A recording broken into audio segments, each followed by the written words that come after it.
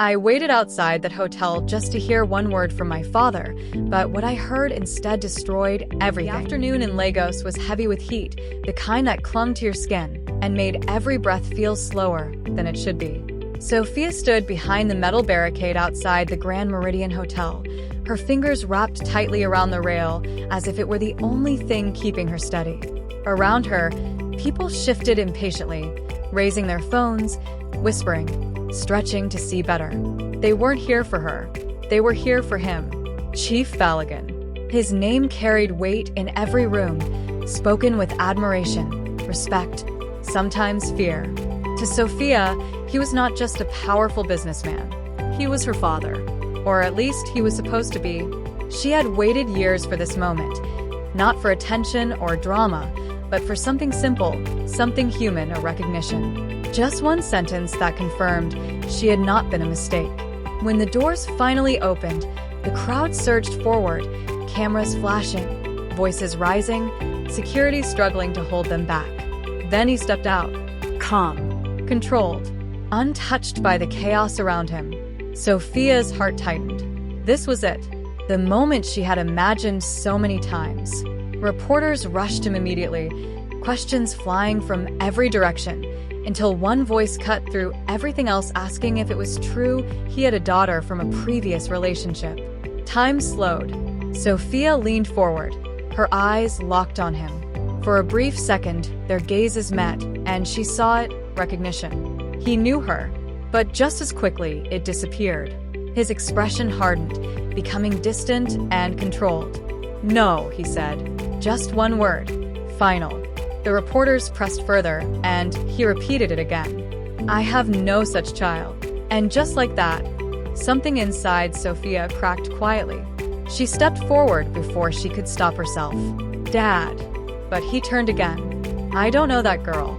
The crowd reacted instantly, whispering, judging, laughing. Sophia felt their eyes on her, but she didn't break. Not there. Not in front of them. That night, the silence in her room felt heavier than the crowd had been. Her phone buzzed endlessly with videos of the moment. She watched him say it again, and again, until the pain stopped feeling sharp and started turning into something colder. When she finally put the phone down, she whispered to herself that if he didn't know her, then she would become someone he couldn't ignore. That was the moment everything changed. The years that followed were not easy. Sophia learned quickly that the world did not wait for anyone. If she wanted space, she had to take it. If she wanted opportunity, she had to force it open. If she wanted recognition, she had to become impossible to overlook. She worked endlessly, pushing through exhaustion, failure, and silence. Slowly, she stopped being invisible.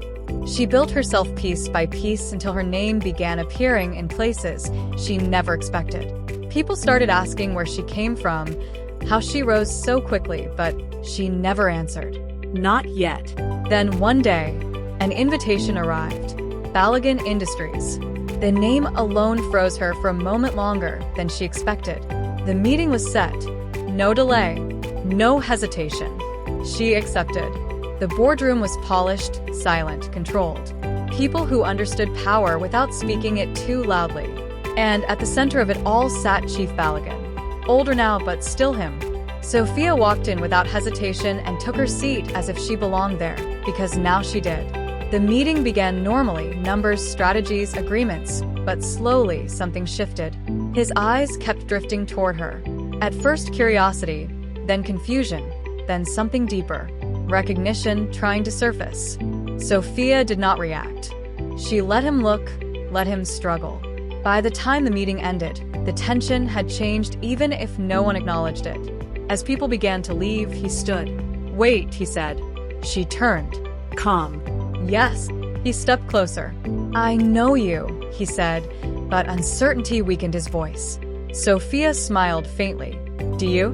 He hesitated. "Have we met before?" Silence stretched. Then she stepped closer. "You tell me," she said softly. Something shifted in his expression. Recognition forming. Before he could respond, she said it clearly. "I don't know you." Then she added, "You taught me how to forget." And she walked away. He remained standing long after she left, not because he was frozen, but because something inside him refused to settle. The room emptied slowly, footsteps fading, doors closing, until silence was all that remained. That silence followed him back to his office later that evening, heavier than usual, pressing into his thoughts in a way he couldn't ignore. He finally opened an old file he had buried for years. Inside were documents he had avoided facing, legal records, sealed agreements, private notes. And Sophia's name, not as a stranger, but as something deeply tied to him. As he read, memory began returning in fragments he had long suppressed. Years ago, there had been threats against him, silent, political, dangerous. People who did not attack directly, but through leverage. And the weakest point had always been personal connections. Sophia had not been erased because she was unwanted. She had been hidden because she was exposed. Public acknowledgement would have made her a target. So, he had chosen denial in public as protection in private. But protection misunderstood becomes abandonment in the eyes of the one protected. And time had turned his silence into something he no longer controlled. At the same time, Sophia sat in her office unaware of this, until an envelope arrived. No sender, no explanation. Inside was a single sentence: "You were never meant to forgive him. You were meant to replace him." Her expression didn't change immediately, but when she opened the file inside, everything shifted. It was not about her father. It was about her. Every opportunity she had ever received, every connection that had opened doors for her, every moment that felt like chance. It wasn't chance. It was placement. Someone had guided her entire rise without her knowing. Someone had been watching both her and her father for years. And the final line made her go still. You were not denied by accident. You were positioned. For a long moment, she said nothing. Because the truth was no longer simple. It was no longer just about a father who denied his daughter. It was about something structured beneath both of their lives, something that had shaped them without permission. And as she stood by the window looking over the city, she finally understood that her story had never truly been about being forgotten or remembered. It had been about being directed towards something she still could not fully see. And now, the question was no longer about what happened in the past.